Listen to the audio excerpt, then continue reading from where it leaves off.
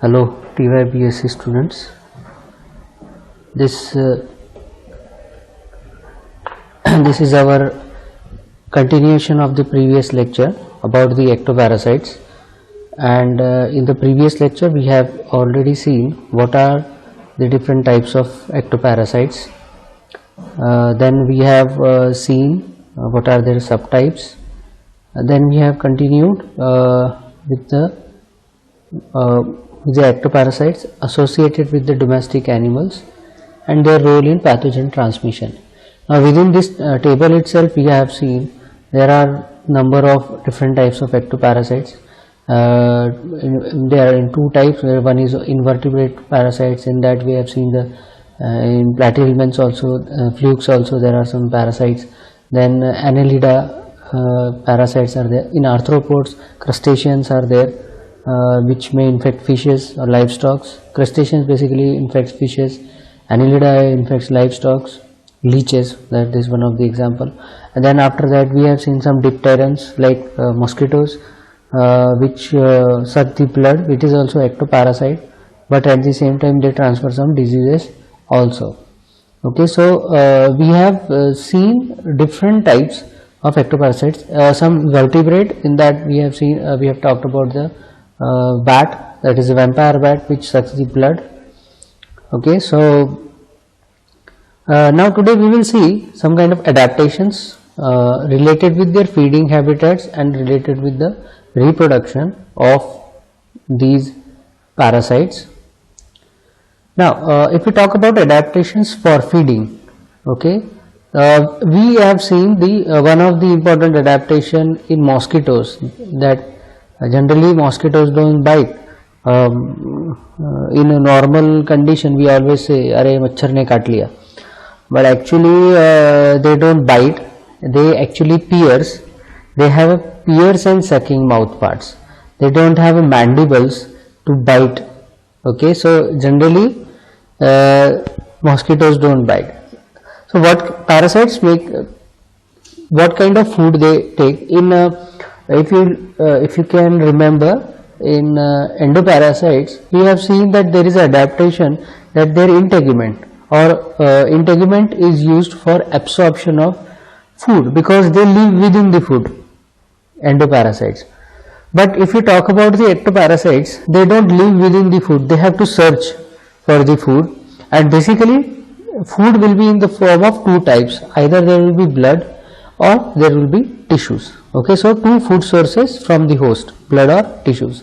Now if we talk about only blood, then they have to penetrate through the skin and go up to the capillary level, okay, to suck the blood from the host. So few examples, as you can see, lice feeding with long mouth part piercing down to the dermal capillaries. So they pierce through the skin up to the dermal capillaries and they start sucking the blood. Similar example of mosquito also, they pierce to, see, remember when if you have observed the mosquito, when it sits, it will take some time for piercing and then it starts sucking the blood. If mosquito sits and you just try to kill him or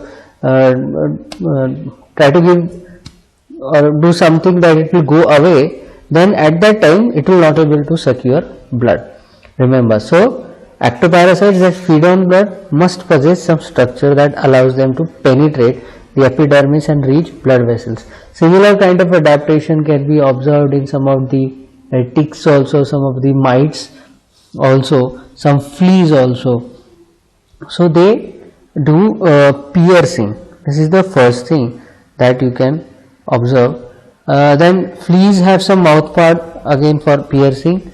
So this is one. Then mites have piercing mouth part.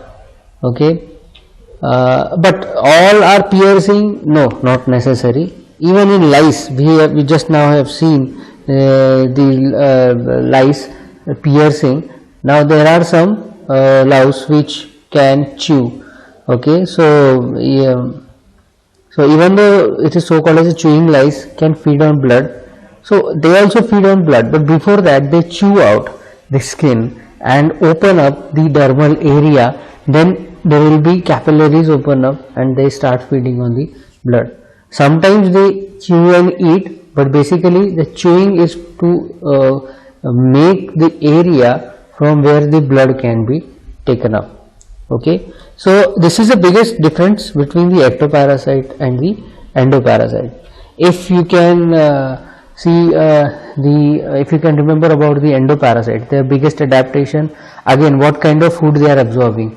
Some of the parasites like protozoans, they absorb the blood, okay, or they secrete some digestive enzymes which start digesting the material nearby it. For example, in malaria, that protozoan, if it is present in RBC, it start digesting the hemoglobin present within the RBC.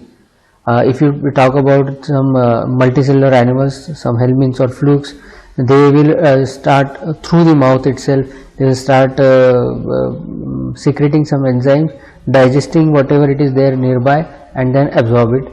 If they are in intestine, they already have a semi-digested food, so through integument itself they will start absorbing the food. So that was the adaptation of the endoparasites.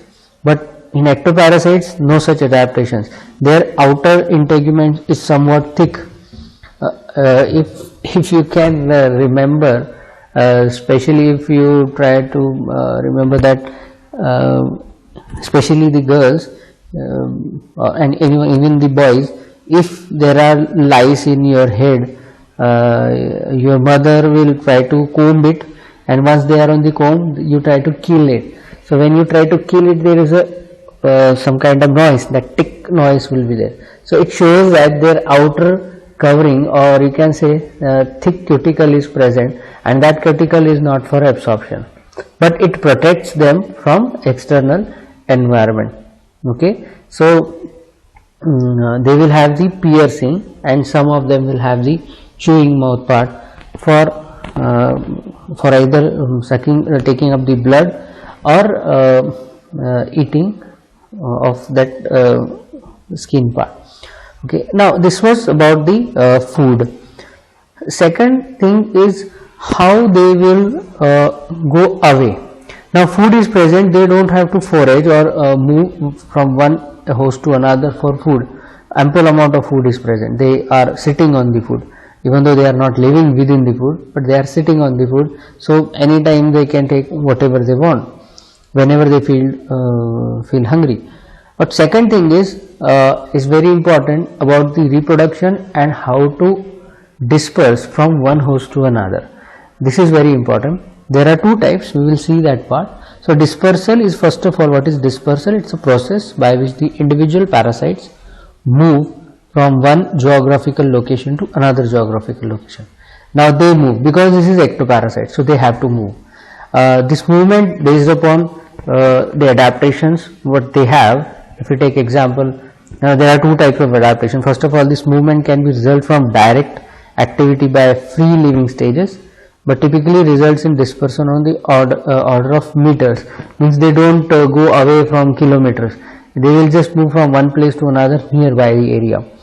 Second, the movement can also occur passively, as the parasite is carried by wind or water current or by its host, and may result in dispersal.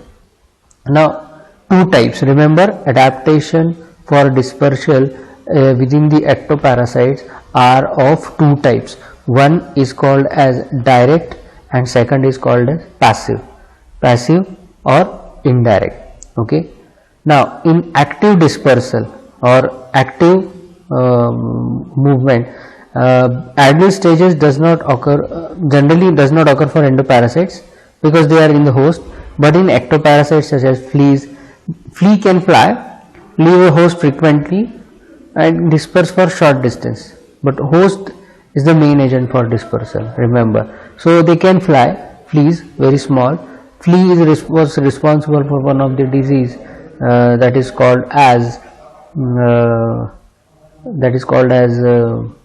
what we say, it is through the rat. Okay, plague. Fleas was responsible for the plague. Now flea were present on the surface of rats. Okay, and whenever any person come in contact with these rats, dead rats, at that time the flea will fly from rat towards the person's skin. They were so small, but they can disperse, but they cannot disperse for a longer area because they cannot handle the current of wind or like that, because they are very small. Okay, so this is kind of a direct transfer. Second, again, example of the mosquito. Mosquito can disperse from one area to another, okay, from one person to another, because they have their own wings. A sandfly can see, they also have their wings, they can fly from one area to another. So this kind of transfer is called as active dispersal. So they get transferred from one area to another. Okay. Second is the passive dispersal. Passive dispersal, the person who is infected by, or for example lice can't fly. So person who is having lice in his hair, so what will happen, it will just eggs and lice itself, the whole body or otherwise eggs, it will be dispersed through the host to host. So it will be present on the shoulders of the host or within the hair, and when any other person come in contact with that person through some other means, for example small children, basically they play along and at that time there is a possibility, if one child is having this lice in his head hairs, then it will get transferred into another student or another child. Okay, so that is a simple transfer. This is called as a passive transfer. Okay, it's not active, not by lice itself, but it's a passive transfer from one area to another. Similarly, any other ectoparasite which is present on the skin, and when some other person's skin come in touch with that person's skin, for example on hand, okay, so there will be handshake, so there is a transfer. Okay, that is called a passive transfer. Sometimes through the wind or water also. So a person is sitting in front of one person, there is a wind blowing, and through one person these lice or eggs that can get transferred nearby area. Okay, so these are the two types of transfer that may happen. There is now how a reproduction takes place. Now remember, in endoparasites we have seen that there are some endoparasites which where you have difference in the male and female, but whereas some of the endoparasites that can produce the eggs, they don't require the female. Okay, they can produce on their own. Similarly, in ectoparasite, most of the time male and females are separate. Okay, they have to come together, but very few of the ectoparasites are there which require which can produce the eggs.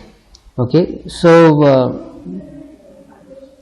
as you can see here also, and what they do, they lay eggs, okay, on the hair or whatever host body of the host, and dispersal may takes place. So as you can see, lice can disperse actively from host to host if there is a direct contact, and through the clothes. Okay, and then adults parasites dispersed by the host, they are infecting, but there are some exceptions also in the ectoparasites. Okay, eggs. And second thing, some of the ectoparasite may produce cyst. Basically cyst formation is observed in endoparasites, okay, but very few ectoparasites may have cyst. So eggs or cysts produced by the adult parasite are dispersed by the host movement. So basically dispersal, if we talk about, will be related with the host movement. Okay, so this was all about the ectoparasites and endoparasites. Okay, so in ectoparasites, endoparasites, we have seen the different types of ectoparasites and their adaptations. We have seen different types of endoparasites and their adaptations.